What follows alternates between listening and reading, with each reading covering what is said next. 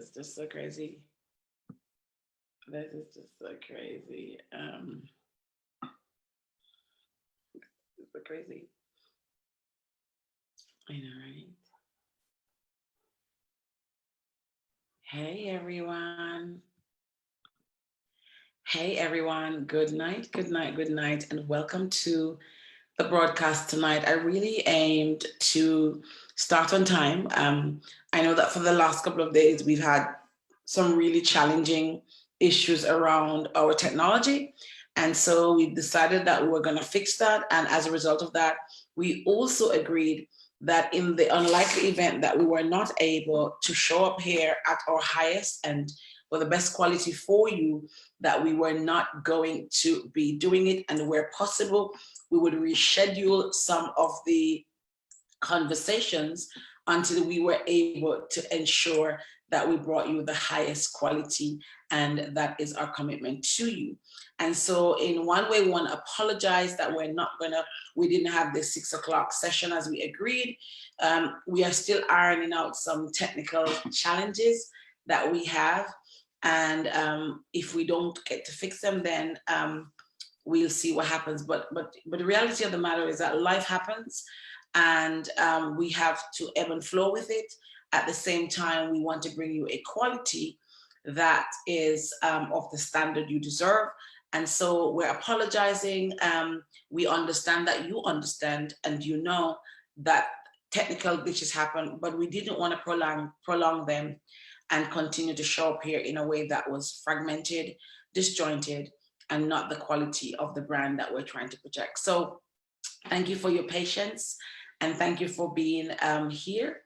We are going to be joined tonight by Mark Clarke, and he is actually getting dressed to jump on here because he thought it was going to be at 8:30. So I thought I didn't want to wait. I didn't want to waste your time. I didn't want to have you wait here. And I wanted to start on here. I just watched a series that really did something to my soul by one of my coaches, April Franks. And I have to be careful not to call her Franks Hunt anymore, because she is no longer Franks Hunt. She is just April Franks. And she did a series talking about how her marriage was broken down because of her business. And the series did something to me. I mean, I literally struggled to come off it to get on here because it was just such a powerful series. It was a series that had so much to it, and it talked about relationships. And I'm doing this until Mark gets here. It talked about relationships, but not just relationships from the perspective of your intimate relationships. It talked about relationships in general, and how I'm going to read some things I'm not done watching it, but it spoke so much to my soul. It spoke about how alignment, and Mark has just jumped on. So Mark is there for a second. Mark, can you see me? So Mark is here with me. Mark, I'm just wrapping up something while you're there. Mark, can you hear me? Mark? Okay, so I'm just wrapping up something while you were coming. So it spoke about relationships from the perspective that not just your intimate relationships, but all of relationships that you have to be in alignment for anything to work. And I'm going to just quickly read to you what I put on my Facebook page from listening to the series. I said, April Franks, my takeaways from this series of vulnerability have helped me get clarity around not just intimate relationships, but all types. Thanks for this series. I watched it and I had an awakening. It was such an awakening for me. She said, you have to be true to yourself and be in alignment with all you do. That you have to be okay with wanting to play bigger and stop playing small. That when the elevator is going up with the people in your lives, be it your partner, your friends, your children, your family, and they're going down the steps, then it's time for you to do an evaluation. For me personally, my intimate relationships, this series gave me peace, and my recent decision to stay single until I find a man who has that alignment and is really ready to grow with me is serious. And I said, thanks for this. I'm so happy that I have the trust. And the series was so crazy. Like, I encourage anybody. Mark, I just sent you the series in your Facebook inbox. It was phenomenal. It was April talking about, and I'm going to jump into you in a minute, but I probably can actually jump on this. She was talking about how her business entrepreneurial demand and who she became and who she is and her crave for more, how that destroyed her marriage, and how a lot of times when we're in relationships with partners who are not aligned with us, that we find ourselves, this is the step, this is them, and this is the elevator, and this is us, and we go out of the screen. And she was talking about how that happened in her marriage. After 8 years, she decided to call it quits. That her husband would get excited when she was traveling to go and speak somewhere. And she thought, really, I'm going away. And Mark, before we jump on into introducing you, I wanted to get your take on this, because very often in relationships, we compromise who we are. And I mean, not just intimate relationships, I'm talking about all relationships. Who we are, what we represent, what we stand for, in order to please somebody else. What is your take on that? That sometimes, and I'm guilty of it sometimes, and I know we've had several discussions around topics like this. Sometimes in my need to please others, I don't please me. Yeah. And it breeds resentment and upset and all kind of things in every kind of relationship. Talk me through how that impacts self-esteem for somebody, and what are some of the factors that cause us to do that? Take it away. Okay, can you hear me? I can hear you loud and clear. Okay, because you're very low. Oh, am I? Oh my God, I'm shouting. You still sound a bit low.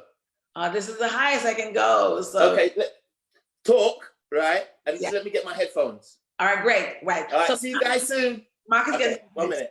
And while he's doing that, I'm just really, really going on to talk about that for real, because the truth of the matter is that for so many of us, we stay in relationships that are no longer serving us. And it takes a level of bravery to step out of it. And it takes a level of bravery to decide, Mark is coming, that we are going to walk away from these relationships, and that we are going to put our feet down. We're going to stand up for what we believe in.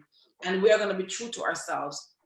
And even in the personal, intimate relationships, sometimes we find that we stay there when it doesn't really serve us. And I nearly did that recently. I had to walk away from somebody I was dating for over a year. And it wasn't actually even painful. That's the crazy part. It wasn't painful because I got to the place where I knew that I deserved more, where I could see the signs. And having been married twice, I decided I wasn't going to get divorced. And so walking away from him, although he's a really nice guy and I really cared about him, was really simple, because I knew that we were not aligned, and the alignment was so easy for me. It was so necessary for me. I needed to be aligned with him, and I compromised in some areas of the relationship. But when he wanted to go to the next level, i.e. moving together, be together in that way, I knew that I couldn't do it anymore. And the crazy part was, he's a nice guy. The crazy part was when I took time away from him, and I was watching Oprah this morning, and Lupita spoke about a silent retreat. And I think I want to go on one of those where I just really go on a silent retreat from everything, everyone, and just spend time with myself. And I took a silent retreat from him. And whilst I took the silent retreat from him, I realized, Mark, are you there? I realized that I didn't miss him. And when I didn't miss him, that was it for me. It was such an awakening. It was such a moment. I decided that it was the right thing to do, that he wasn't the right person for me. And it's not like he's not a good guy. It's just that he was not right for me. And Mark, can you hear me now? Mark, can you hear me? I can hear you now. Good. So Mark, do I need to rephrase, or did you get the gist of what I was saying? I didn't get that thing. See, honesty is good. So I was listening to the series, and April Franks Hunt was talking about how basically she was married to a guy, and as she started growing in her business, they started growing apart because she had found her purpose. She was confident, she was excited, she lost some friends along the way as well because they were not aligned. And she found that she was pleasing people, although there was misalignment. And I am guilty of that sometimes myself. Yeah. And I want to ask you the question of what is it in us that make us do that? But also, is it okay to just say to your partner or your friends, this is not working, we're not aligned, we're going, this is the elevator, this is us, or this is them and this is us on the step, vice versa, it doesn't matter. What makes us do that, and is it okay to do that? And should we be doing that? You see, being entrepreneurial is very special, okay? And it's demanding. Yes. You know, it says in the Bible, to whom much is given, much is required. Yes. And a lot of that is a requirement of us. And sometimes if our partners, our husbands and our wives don't feel part of that, because you're away a lot, you're working a lot, but they don't click with you in your vision and don't understand that even though I'm doing this by myself, I'm doing this for us. And that's what it causes contention. You know, I feel that now in my life, I have to find somebody who gets that and is joining with me in that, because it's so hard. I've seen marriages fall apart. My own took a really big hit because of that. So it's about that person understanding your vision, you know, and understanding what it takes in that vision. And not a lot of people can do that because they feel left out. They totally feel left out. So it's either we hold them way out for that person who's either career-minded that way or on the entrepreneurial side, or, you know, I'm not going to discount anybody outside of that, but they just have to understand how hard this thing is to do and be in a relationship. Wow. And Mark, and thank you for that. I think that is so fundamental. And I think, and you know my own personal stuff, that I just walked from a relationship with a guy who was an amazing guy. He just was not the amazing guy for me. And I think he'd make a great husband to somebody else. Yeah. And I didn't get cold feet. I walk away because I kind of took a silent retreat, like away from him. Based on something he had done. But I needed to stand on the outside and look in. Yeah. And I'm gonna dig into this because as I was going through the relationship, and I have a good friend who knows really a lot about the relationship. And I found myself, Mark, and I'm going to be very vulnerable and honest here, because that's what we're doing, right? We're doing honesty. Yeah, that's the only way we can be. We're going to do this and jump into why you're really here. But I found myself settling. Can I just let that pause? I found, and I remember my friend who loves me much. She loves me so much. And she often says, I want so much more. And I'm going to cry because it's okay. On the outside looking in is just so amazing. Yeah. She says, and you could hear her sometimes that she's trying to respect my choices because she loves me. Yeah. But she is also upset that she saw me settling. And then she just decided that I love you so much, I'm going to be truthful to you, right? Yeah. She did it in such a way. And although at the time, sometimes I don't want to hear it from her, and I don't say that, but when I step back and reflect, and I was like, as a matter of fact, you do deserve some more. And here's the thing, Mark, that I can be honest about, is that I have two dualities that I operate in. Yeah. I have the duality of the remnants of my childhood and my past and my hurt and my insecurities, right? Okay. And sometimes they come up. But sometimes they come up to help to push me forward, keep me in check and remind me. And then I have the duality of the strong, beautiful woman who knows what she wants and decides she's not going to settle. And then over here I have but you're getting older and all the nuances come up. And I remember he did something. It was something really simple. It was so simple. And I said, I want time out. It was time out. Because when we're in there, what would happen is we would make up and it would be all right again. And I'm not getting to see because I'm on this treadmill. Yeah. And I took some time out. And in that time out process, I realized that I deserved more. Mm-hmm. I reminded myself that I needed more and that I am in need of more and I'm worthy of more. Exactly. Right? Exactly. And I was content with being single. And I remember when I went through a phase where I didn't want to be single, I'm scared. And Mark, as somebody who worked with, oh God, there's so much to talk about with you. As somebody, and this is the last piece on this piece, as somebody who work with men and women every day, who are like us, who've been through a lot of stuff, who carry stuff that impact our insecurities sometimes. And though we may not let it come to the top, it sometimes kind of hover. Yeah.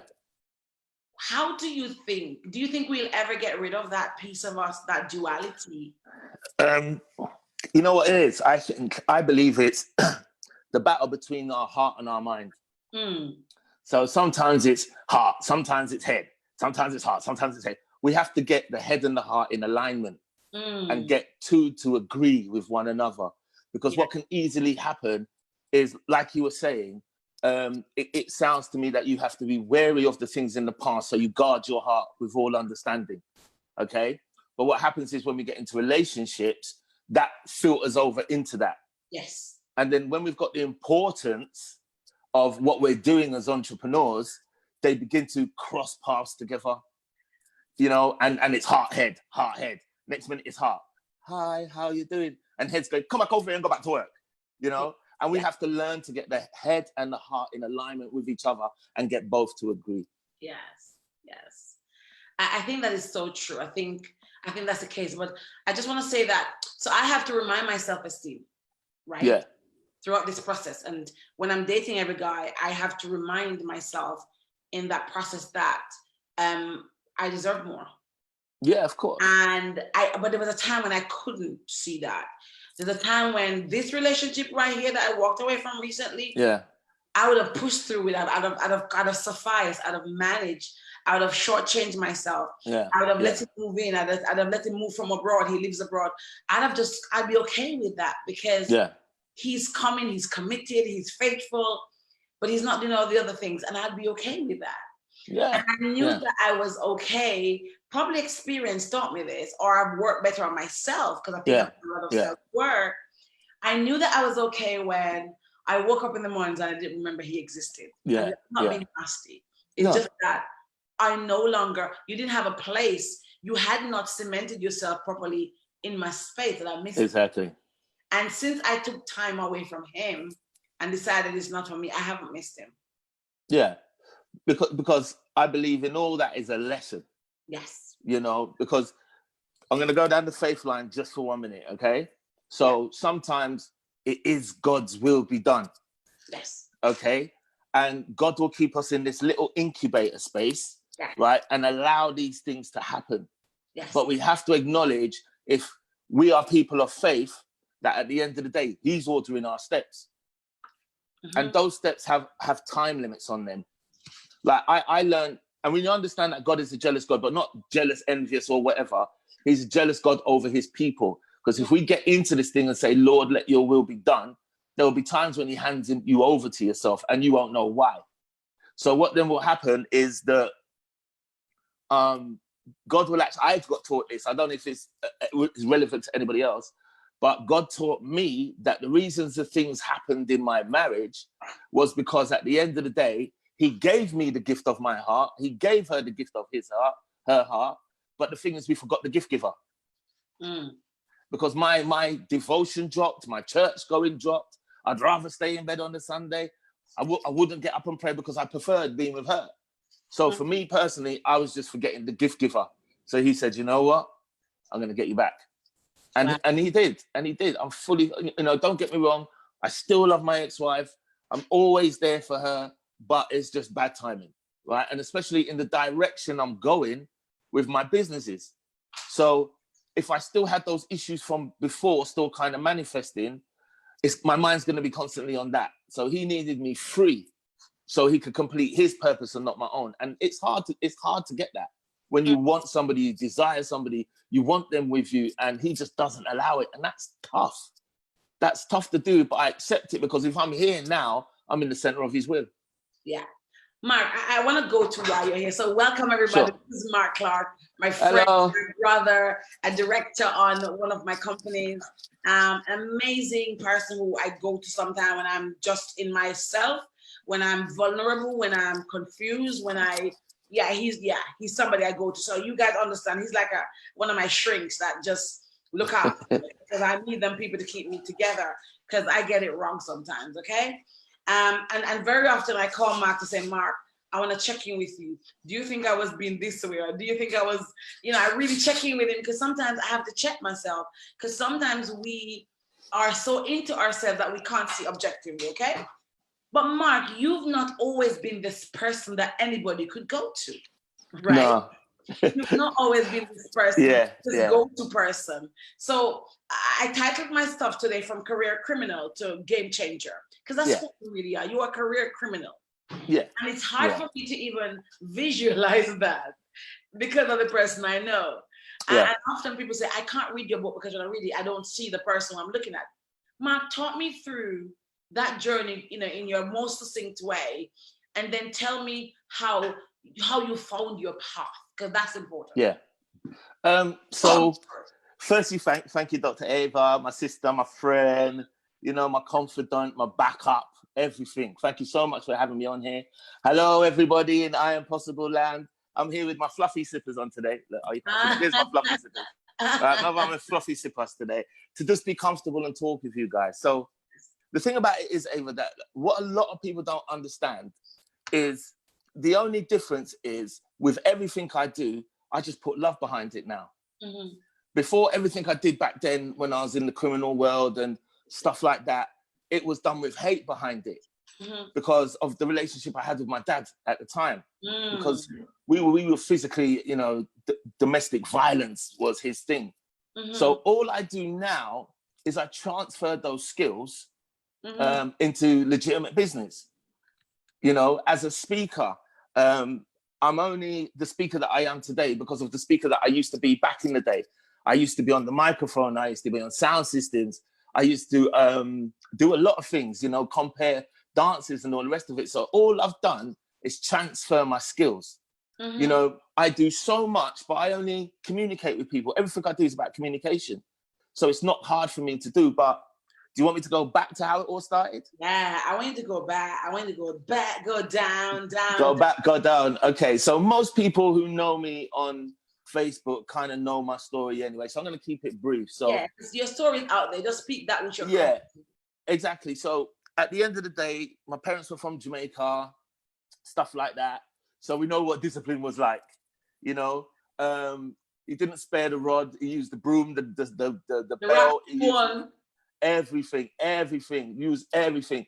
Big piece of pole. He used to get the carpet sweeper handle, which was metal. He used to beat me with that. He's fractured my hands. He's burnt my hands in the stove. I went through so much. And that just built up a hatred in me. But it wasn't until later on, actually, I released it upon him. But that's another story. Anyway, so I actually grew up a very angry and hurt child. And the only way I could take that out of me was to just misbehave in school, because they didn't understand what was really going on at home.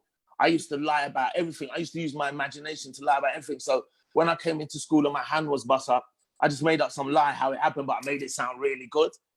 So during that time now, as I was going through school, I was the lovable rogue, always in trouble, never enough to get expelled, till I got expelled from lunchtimes because I was so angry at someone I sprained the teacher's wrist.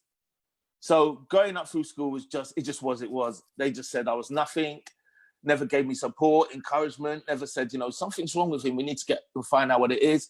I had a teacher who actually stuffed me in the bin and said to me, Mark Clarke, you're going to be nothing but rubbish. And to be honest with you, I began to believe all of that. Can I just pause for a second? Sure. You believed in that, but what did that do to you in terms of your confidence, in terms of who you are? What did that do to you? It blew my confidence, but I would never let anybody see that. I would just kind of tap into my anger and just not show anybody that. I just did it through all my anger, and as that went into my criminal lifestyle, so from about 13 years of age, I was smoking weed anyway. And that weed was my medicine for a very long time. There wouldn't be a day you wouldn't see me without it. So when I left school, I tried to work. It didn't happen until one day, this guy says to me, who he knew from the area, he said, if you work in these days, you only get paid 12 or 52 times out of 300 and odd days a year. right? And he pulled out a big wad of money in front of me. And he As a said to child. me, as a child, I was about 15, 16 at this time. And that was the first ever motivational speak I ever heard in my life. And it was quite motivational. So I started getting into small time crime, and I elevated up to fraud. I was a bit of an Arthur Daly. I used to wheel and deal things all over the place. If a man wanted a car, if a man wanted drugs, if a man wanted jewelry, all that kind of stuff I used to get into. And I used to get into other little things which I shouldn't have been getting into, like robberies and stuff like that. So that's who I became. And I found that through my anger, dispelling my anger by hurting people actually was a medicine as well. And the weed helped me to just forget all of that during that time in my life. Just for a second, there's a quote that says, hurt people. Hurt people. Exactly. You hurt with your dad.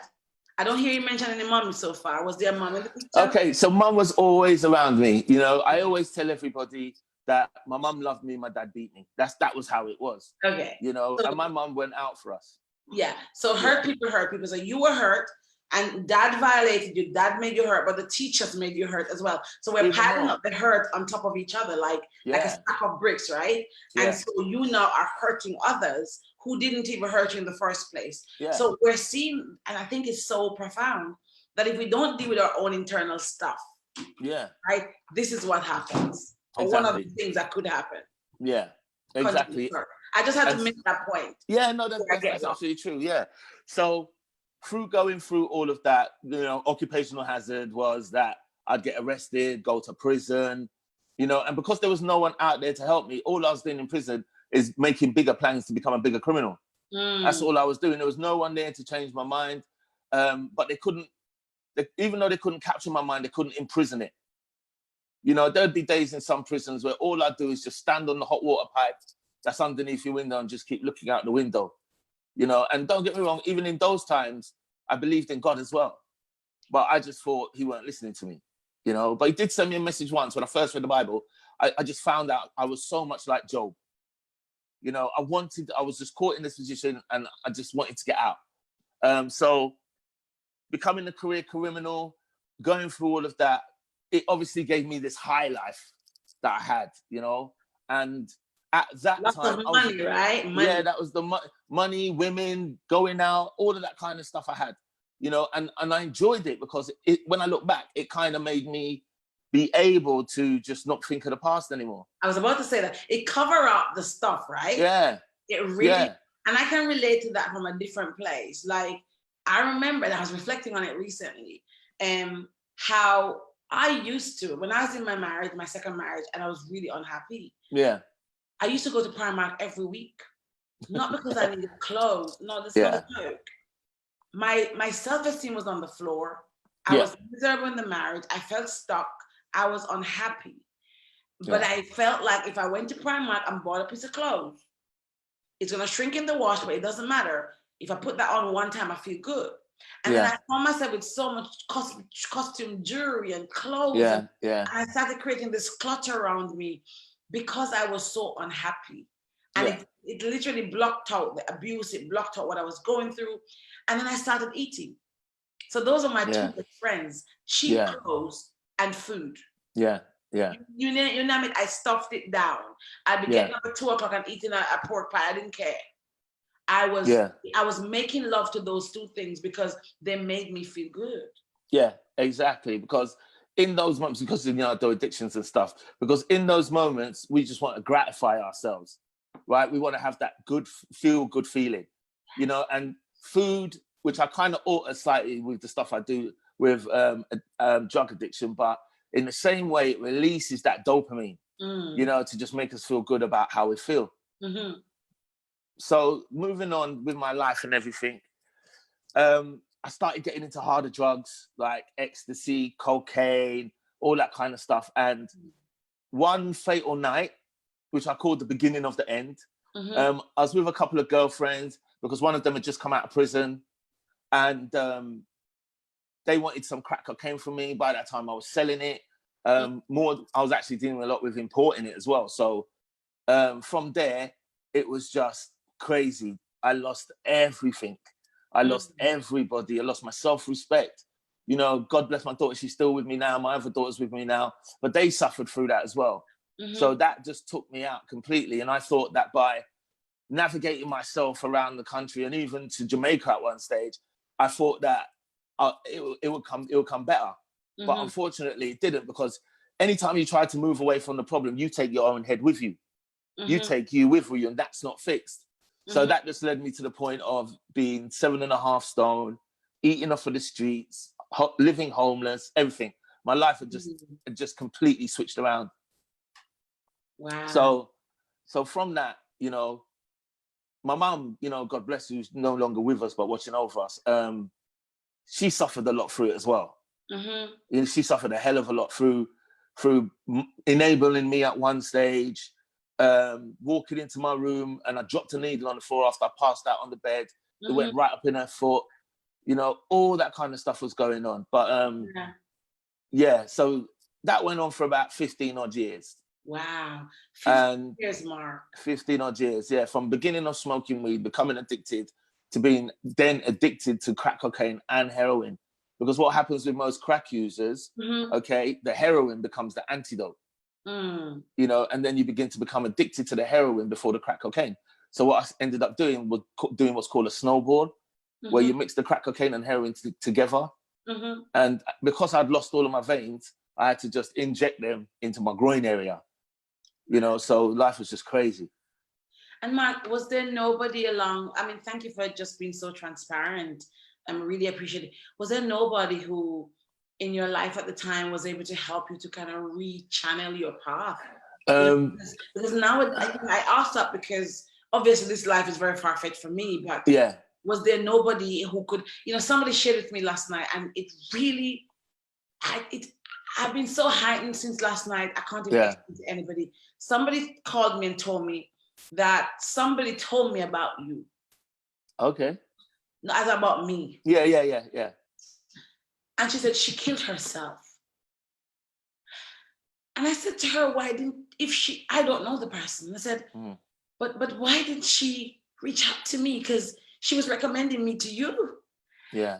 And I don't know, that's done something to me in the last couple of hours, because it's like, if I'm not saying I could have saved her, but I know I could have probably directed her, you know how it goes.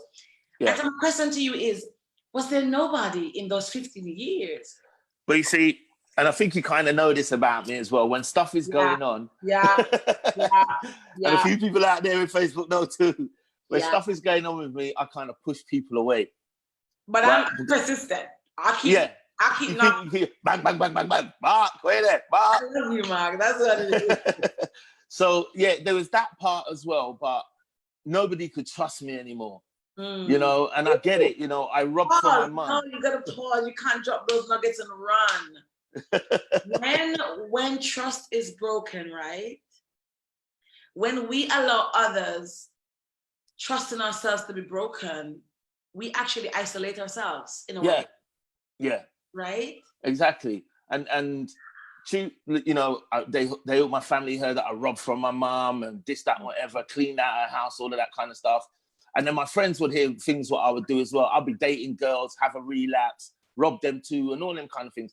So as well as me distancing myself from them, they distanced themselves from me because they didn't know what to do. None of them had lived this kind of life, you see. Yeah. So from there, that solitude as well, and we don't reach out for help, it's actually called cognitive dissonance. Wow. Okay, so that's when, like, you know cigarettes bad for you, but you still keep on doing it. Cognitive dissonance, yeah. So you do that, and you just believe that here is where you are because you get comfortable with your pain.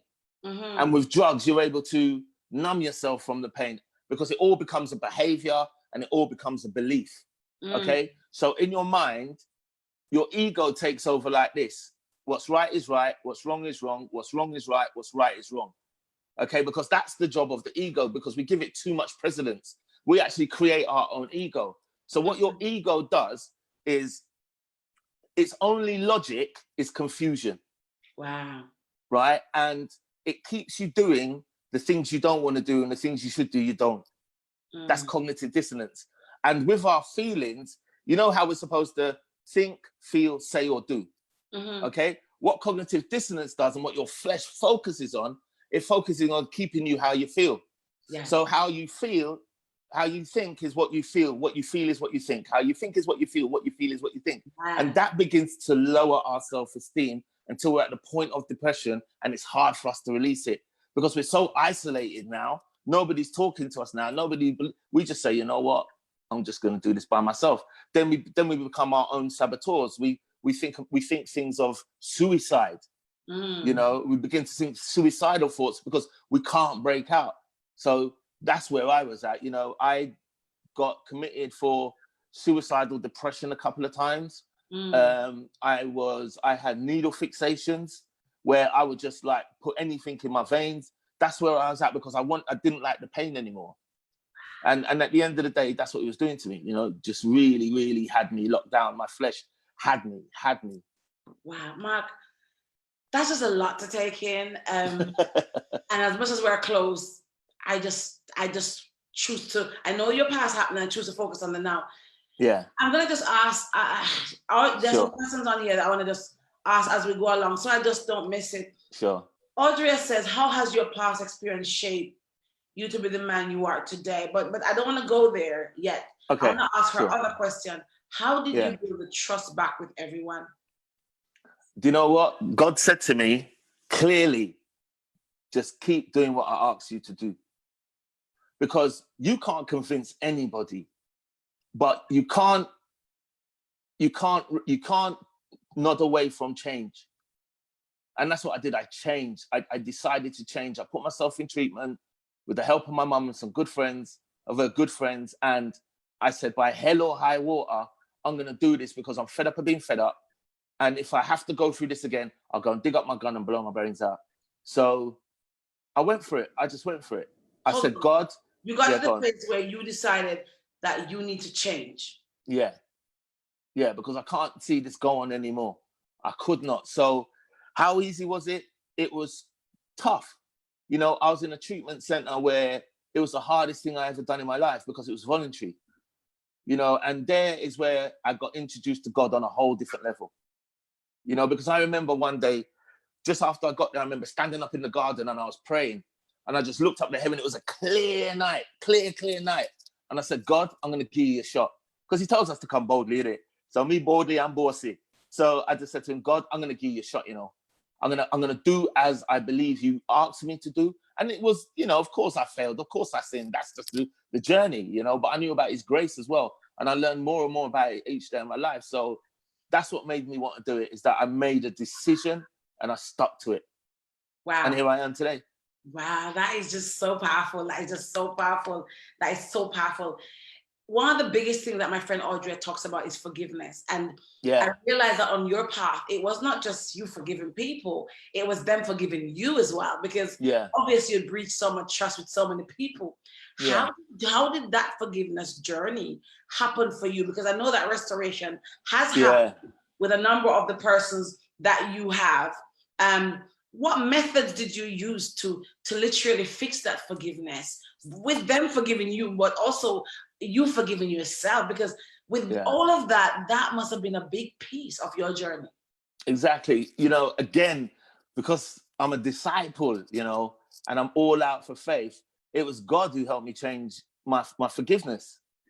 You know, it was him firstly going to me, listen, it's all under the blood. It's all on the cross. So you no longer need to carry these chains. You know, if you hold on to these things, they're just going to keep you down and keep you back, and there's nothing I could do with you. So I had to learn to, and it was quite funny because I have a big issue, and it's getting better with my dad. Okay. And I remember one of the first counseling sessions I had in Teen Challenge, which is a faith-based ministry. And as soon as I walked into the room and sat down. So you went to counseling because, and the reason I'm stressing these things is, I want you to talk as you do that talk, weave in the steps you took, the tools you use, because some people don't understand that we have to reach out for help and get tools in order to overcome our struggles and our challenges. Exactly. You know, back then when I was going through my own personal recovery, because the drugs had stopped. So when I was going through my own personal recovery, I remember two things that happened. I walked into the room with my counselor and I sat there. He said, hi, how you doing? There's a really old guy called Barry Condell. a true man of faith. And he just went to me, so what is this with you and your father? And this is the first time I've spoken to him. What is it with you and your dad? And I just burst out in tears. I just burst out in tears, and I thought, God's here, you know, and we just started talking things through. And it is an issue with me still kind of dealing with what went on back then, because I'm a guy that wants to know. And my mum always told me, don't ever ask your father anything, because you're not going here where you are here. So I've had to manage that. But there's a thing called the serenity prayer. That's in the 12-step program. God, give me the serenity to accept the things I cannot change. And it was just as simple as that. It was as simple as that. My dad will never change. I just have to accept that he will never change and just keep it moving. But I still want those answers. But you know, one of the things that I know about us is that we're always coming from our experience, right? Yeah. And so your dad's experience is probably what shaped him into who he is. And if we go back generationally, it's such a crazy thing, because it's what shapes us. And I even listen to my own children tell me, when I have my children, I won't do that. And I'm just thinking, I'm coming from my experience. And so it's coming to grasp with the fact that your dad probably served you the best way he knew how. Yeah, exactly. Yeah, and that's, But again, I'm a guy that needs to hear it, you know, because my mum told me once, she said, you know what your daddy said about you one day? He said, because I've got 2 other brothers and 2 sisters. He said, Carl and Paul, them are idiot. They don't do nothing for themselves, them just work. Mark, even if him do good, even if him do bad, he's still doing the right, he's still trying to better himself. You know, and I was just like thinking, so why don't he tell me that? Yeah. Why couldn't he just tell me that? But you know, some with the other males, it's how it is. Let me go through some of these. So how do you stay on track now? What keeps you on track? And I feel I'm gonna say to you, I know you talk a lot about God, but there's some people in here who don't have that faith. Yeah. Okay. So I want you to give me both the God part and the practical part for some people who don't have faith. Okay, so the thing about these kind of changes is this. There's one thing we've got to get out of. Sometimes in order for change to happen, we've got to stop being consistent about not being consistent. Say that again. We've got one thing. The problem is we're consistent, about being consistent, non-consistent. Do you understand? Our consistency is not being consistent. Right? So you understand what I'm saying? Yeah, I do. Right? So we have to break that pattern. Yes. Okay. And I had to break a lot of behaviors that were coming out of my addictions by doing things. You know, I did a post the other day about moratorium, where it means everything's suspended, business suspended, you're suspended. So I had to take small steps. You know, I began to obviously read the Bible, but I read other books. I read other people who have made it, you know, and I've looked at how they've done things. You know, I only like to surround myself with successful people no matter what. So I used to read their books. I still do. I read their books and see what they done to get to where they go. And that would give me the momentum to do what they do. You know, I learned from Les Brown, like when you get up in the morning, right? Spread your bed. That's the first thing you do. Yeah. Spread your bed, because you're not going to go back to it. Yeah. Okay. God taught me to wake up before the world wakes up. So you've got time with me, you've got time with the Bible, and you've got time to wash, and you've got everything's in seasons, even in a day. So I try to maintain that consistency, because that consistency breeds in a behavior for you to be able to go above and beyond what most people can do, and it helps you to get to your journey. I most of the day listen to just motivational stuff. Yeah. You know, I've got my little gym now in my room, and I've just got pure motivational stuff, and I'm hanging over my cross trainer, and I'm saying, I am a child of God. I am this. I keep my mind focused on the things that are good for me. You know, and of course, like the odd life would throw a spanner at you, but it's how you respond to it. Yeah. You know, so that's what I do. The question is, what kind of books do you read? I know you mentioned Les Brown a while ago. Yeah. I know that you also have done I know you've had coaches, like personal development coaches. I know that. Yeah. That's how we kind of met. What books do you read? Well, I read most motivational people. I read Les Brown. Who else is there? Oh gosh, what's his name? I have to go and look at my book cover that I just finished. It's mainly, I watch mainly things on TV. To be honest with you, I watch all the motivational stuff. I watch their teachings on TV. kind of books I read books that lift my spirit. I've got a lot of them, but I just can't remember the name. Like The Barbarian Way by Eric McManus. How to live in this world just by walking with Jesus, that kind of stuff. What it truly means to be a Christian, that kind of stuff. That's where my reading mostly is. I'm sorry, people, but it's in faith-based stuff. How do I navigate this world as a man of faith? You know, how do I navigate this world in business as a man of faith? You know, that kind of stuff. But it's mainly a lot of the motivational stuff I watch is on TV. But and here's get what those I hear teachings. you saying. I hear you saying that we have to have something that is an anchor, right? Yeah. You need an anchor. In order to stay on track, you need an anchor. Your anchor is Christ, and your anchor is your faith. Somebody's anchor might be something else. And that's what it is. Coaching, self-belief, having an anchor, exercise, some of the things that you do. Exactly, yeah. Tell me, Mark, how do you help to use that experience today to shape the lives of others? Do you know something? People ask me that, and people also have tried to criticize my business about that because they don't understand. Do you want to know the honest truth? Yes. I only use about 5%.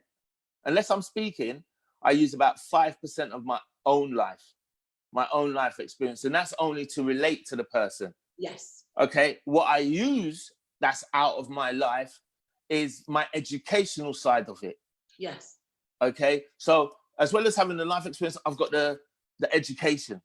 So with the education, I use that, which is kind of out of my own life experience, to help other people. So it's through doing our programs, our training, our workshops, all of that, okay, encompasses my lifestyle, but it encompasses it in a way to look through, say, the eyes of a young people, or to look through the eyes of an addict, stuff like that. So I only use about 5% because their experience is their experience. My experience is my experience. So I can't use my experience to help them. I can only use it to relate to them. To relate to them, yes. Exactly. That's correct. Yeah, and I'm open with them about my relationships. You know, I got a young person who was talking about what was going on for him, and he's got a few problems with his family and stuff, and I pray that it all works out.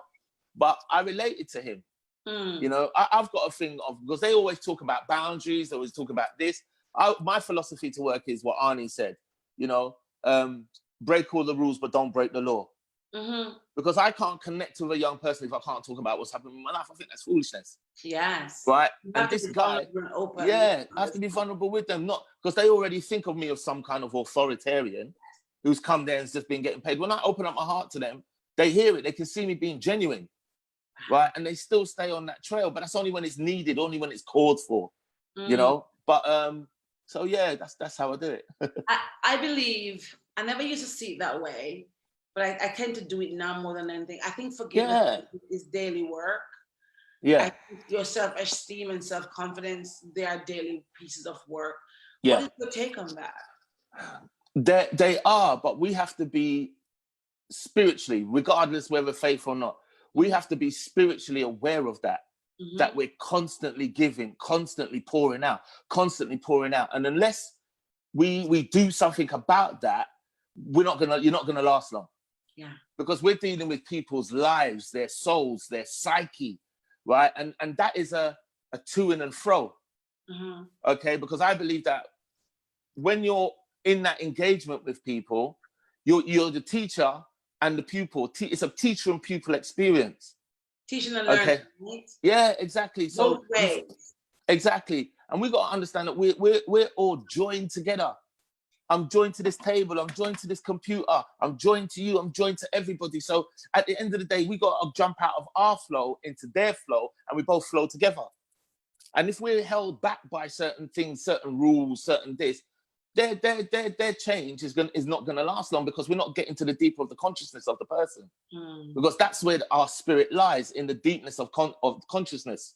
Okay, so yeah, that's how I kind of do my thing. But I always make sure I get my rest. I always make sure I recharge for this. I used to work 24/7, 24/9, 24/12. I used to work. That was when I learned that, when I was in treatment, and it burnt the life out of me. Yeah, I need to rest more. Yeah. Since I've been doing this series here with Audrey, and then I'm doing another series of my book writing, which ends in a couple of days. And I must say that I'm menopausal, so I'm an old girl now. Okay. And I find that my body is not able, I know I look young and fresh and everything else. Of course. But my body is not able to handle it. And today I had a nap. I literally just had a nap. I have to be napping in the day because we don't realize the importance. And Audrey and I have been doing this course together, and in it, we're weaving in the reality of how important it is. I don't get enough rest for many reasons. Like if my son is awake, I can't sleep. He literally doesn't. Exactly. It's just crazy. But I have to be factoring in ways of which to get those kind of naps and those pieces. Exactly. Would you say, Mark, that your life as it has happened then has helped to shape the man you are today? Do you think? Yeah. Most definitely. I now know what not to do. What you do. And go on. But the other side is that lifestyle gave me the lifestyle I have today because I walked into this lifestyle as a businessman. Yes. Right. Yeah. So who are better businessmen than drug dealers? Because drug dealers are always about the money. Money. Exactly. So I had transferable skills. And from being in treatment, I had the work ethic as well, because the treatment was so disciplined. You built a work ethic through being there. Do you know what I mean? You knew that when there was a time for work, you knew when there was a time for teaching. You knew, so that same work ethic I brought with me. Yeah. The structured you. Yeah, exactly. A joke. I was working in a PRU. You know what PRU is? Yeah. People refer you to children in high school who are not behaving are sent to alternative education, and a lot of the kids there were boys, and I remember they were struggling to get them to learn math. And I had this supply teaching there. I walked in and I said, right, and I don't like maths, by the way, but they didn't know that. I said, right, who doesn't like maths? Everybody's hand. I said, do you know, can I share a story? I said, it might be a little bit inappropriate, but I'm going to tell you. And I cleared it with the head first because most of these people were already selling drugs anyway, right? Okay. I said, do you know that some of the best mathematicians on the street are drug dealers? Yeah. I said, who's ready to learn maths? Everybody's having. Everybody's already selling drugs. Now, it wasn't the best, but it got them motivated to want to. I said, because he has to check his money to make sure that you didn't rob him. And that person from that end is bringing in that, and he has to multiply. Well, that was the best math lesson ever. And I didn't understand the maths, but they got on with it because it changed their psychic of how they saw it. So that's good. Mark, I'm excited that you've been here. So tell us what's up with you. What's next for you? And where can we find you, and what do you get up to? This year, we're going all out. We're going all out in the Walk to Freedom charity. We're going all out in my Walk to Freedom Limited company. I'm going all out in our You Are Possible company, where I'm going to be doing more speaking. I'm going to be starting up my own private consultancy. I was supposed to do it last year, but everybody knows what happened last year. Finally! Where I'm going to be working with people in the sports and entertainment world where addiction is rife. Yes. And I look on people like, Amy Winehouse, Gareth, what is his name? And I've always gone, God, I wonder what would happen if they come and saw me. That's what I said about the lady last night. Like, I was like, why didn't she come to me? I mean, because she knew me. She was on Facebook. She recommended me to somebody else who needed help. Exactly. But she didn't think she could have come to me, and I didn't know her. I didn't know her needs. Exactly. So that's what it's like. So with the Walk to Freedom Foundation charity, our partners Green Pastures, and along with the lovely Annie, if you're watching, who I don't know what I'd do without her. Okay. She's run that project. So we're going more into housing projects to help people in addiction. The one we've got running now has got its 100% success rate going through now, how we've managed that. They're clean and they're free. With my You Are Possible company, we've got an investor who we're working with, who's going to build us, who's looking to build us or get us a 20-bed property, which is just a pilot for something called the Second Chance Academy, where we're looking at the issue of young people between 17 to 21 who are being banged up for 23 hours a day. The prison services said that there needs to be a service to manage that they're not doing that. And I know if the prison services handle that, it's just going to be another safe unit. So the Second Chance Academy is going to be a place where women and men love the name. are going to be able to do their sentence while learning and working. Wow. And Okay. I imagine you are spearheading those. So you are Yeah. your brainchild. So you understand both sides of the story, Yeah. which is amazing. Ma, I just love this recycled paint story and Yeah. this paint purpose. I like that. Yeah. How does your dad feel about you today? I mean, he probably hasn't expressed it to you, but Yeah. you know, how does he feel? I mean, he must have said it to somebody. No, but it's in his actions, okay? Because since my mum died and went home, he's been more. He contacts me more, and he phones a lot. He phones all the time, even Christmas gone. Because my dad talks like this: "Why you not come down at Christmas at Paul house and we just sit down together? Why you staying at your house for?" That's my dad, yeah. And it's me. It's me. I struggle at it. Of unforgiveness still there? There's an element of it, and it's funny because it's not that I don't forgive him. I think it's because it triggers me, right back to then, where it was the only day in my family I saw my mum and dad kiss, and it wasn't really a nice. I was like, "Go away, family friend." Do you know what I mean? It's that kind of thing, and I felt very hypocritical sitting around a table where just last week, Dad, you nearly beat the death out of me, and now we're sitting around the table at Christmas like it never happened. And there was a long time, for a long time, I never sat down with them at Christmas. And if I was home because of my addiction or something like that, I always stayed upstairs. You know, my dad told me once, you know, to come downstairs and da-da-da. I said, no, I'm all right. I just want to stay up here. Because I just need to know, even though I know I'm not going to get it. You know, I have gotten past what he did to me, but it's just this one sticking thing. You know, and I still do pray for my dad. I don't know what my dad believes. He sometimes said, pray for your mother and stuff like that when we celebrate when she passed. But when I pray for him as the thief on the cross. You know, that, you know, if he doesn't know you, I hope it's a thief on the cross experience he has. Do you know what I mean? Because I know he was a Catholic altar boy and all that kind of stuff. You know, so yeah, I think that's my last hurdle to get over when it comes to family stuff. And I most probably will.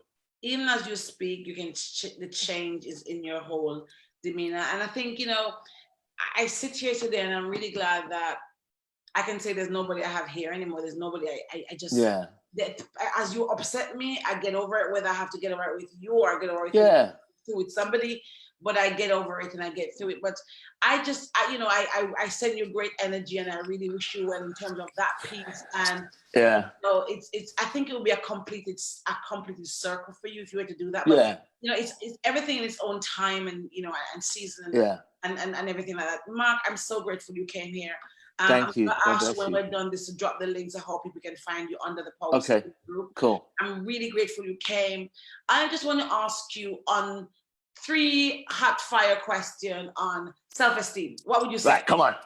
Self-esteem. So high five is my belief in myself, my get up and go, all the things that I've done and all the people that I work with help my self-esteem to believe in myself even more.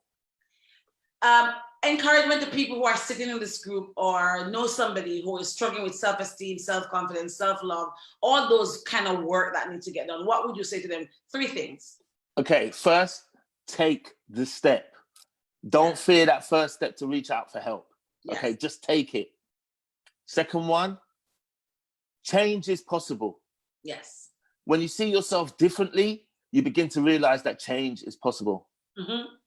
Third one, yes. Always remember, you are possible. Oh my goodness. And what would you say in your last bit to yourself, to me, to the whole audience about forgiveness? And then we're going to wrap this down. I learned this, that unforgiveness is like you drinking the poison and waiting for them to die. Ouch. The second one is what my mentor taught me. He said, Mark, they go through what they went through, but you're not that important to them anymore. Okay? You're just not that important. They're getting on with their lives to get on with yours. Forgiveness of self is one of the greatest releases you can have in the world. It's like a ton of lead becoming a ton of feathers. Wow, I love that one. And I'm sure I hope Audrey is listening because she's a godmother of that. You mentioned mentors, and I know I was meant to wrap up because I've got another session to run right now. Yeah. How important is mentors and coaches in this whole journey? I always have a coach. Like, I really always have one. I think it's important, whether they're paid or unpaid. I think they're really important to have mentors. Yeah. How important do you think that is for us? They're very important, but for me, I've had to step in away from having a personal mentor because I don't think they quite grasp who they're dealing with. Because what you give me is a program to run with you, okay? But the thing is, to me, it just doesn't work. I don't get me wrong. I encourage mentoring. I encourage it. Right? But for me, my mentors are T.D. Jakes, Les Brown, and Bishop Noel Jones. They've been my mentor for years, and they don't even know it. I love that. I love it. You know, I'm getting it for free, kind of thing. See what he's trying to do. But Mark, thank you so much. I thank you for being here. Thank you for jumping in. I really appreciate it. There's so much nugget there that you've dropped, and please don't forget to drop your details. Yeah. Okay. And thank you so much. Good night. Good night. God bless. See you all. All right. Take care. Bye-bye.